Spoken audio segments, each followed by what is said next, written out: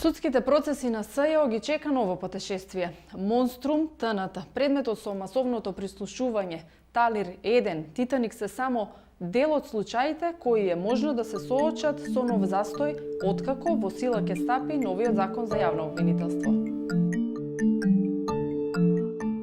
По 30 јуни се проблематизираат полномошната на некогашните специјални обвинители кои останаа да ги застапуваат случаите и после разрешувањето на Катица Јанева. По ова се поставува прашањето каква одлука ќе донесе државниот обвинител за да ги спаси овие случаи од ново одолговлекување.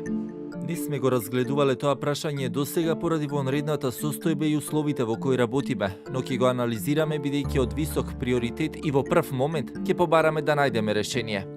По долги партиски преговори, законот за јавно обвинителство беше изгласан во февруари годинава, но со примена од 30 јуни.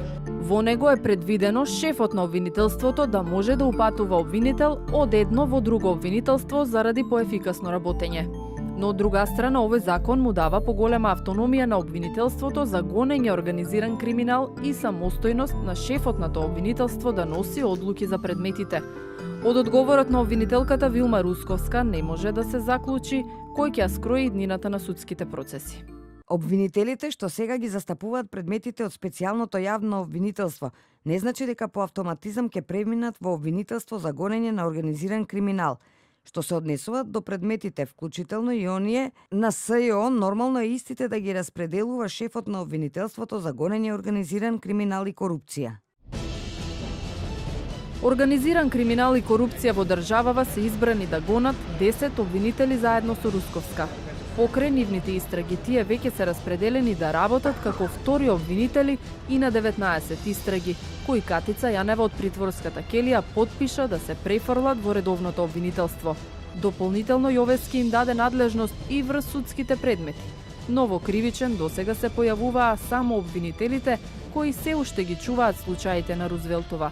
Доколку би се повлекол таков потек да се спречат поранешните обвинители од СЈО да ги довршат предметите, би било желбата да се гради кариера на случаи кои други ги сработеле, меѓу кои има и преземени токму од ОЈ-ГОК, кои со години беа незавршени.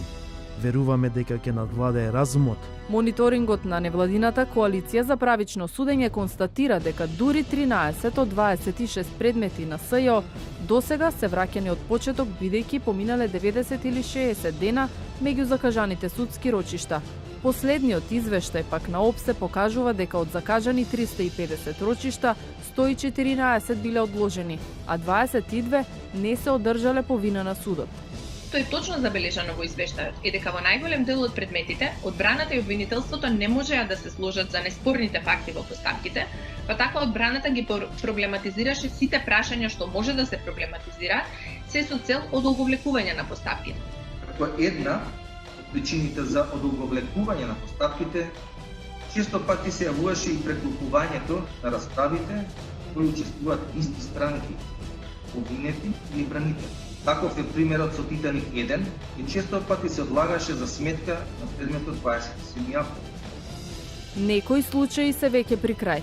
Во Монструм доказната постапка привршува и се надзира пресуда. Во Титаник предметот за изборни нерегуларности беа изведени над 5000 докази. Поради обемноста на судските случаи се отвора дилемата дали ќе се наруши континуитетот ако допрва почнат да ги проучуваат и застапуваат нови обвинители. Се наметнува и прашањето дали обвинителството за организиран криминал има кадровски капацитет со актуелниот број на обвинители да ги заврши навреме сите судења. Согласно роковите од новиот закон за јавно обвинителство, Русковска може да се надева на проширување на тимот со нови колеги дури по средината на август. Од работењето на специјалното обвинителство од 2015 година произлегоа 26 обвиненија со уште 6 раздвоени постапки и со над 100 обвинети. Правосилни се само 4 случаи. А за решетки отидоа само Ѓоко Поповски, помошник министерот за јавни набавки од МВР и бизнисменот Сеат Кочан.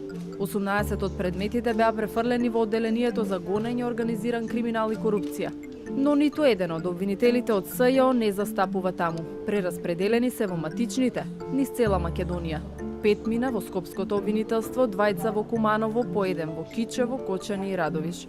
Предметите продолжија да ги застапуваат со полномошна кој ги подпиша Јовевски, но дали и по 30 јуни, овие судски процеси ќе продолжат да се судат без нови паузи е неизвестно.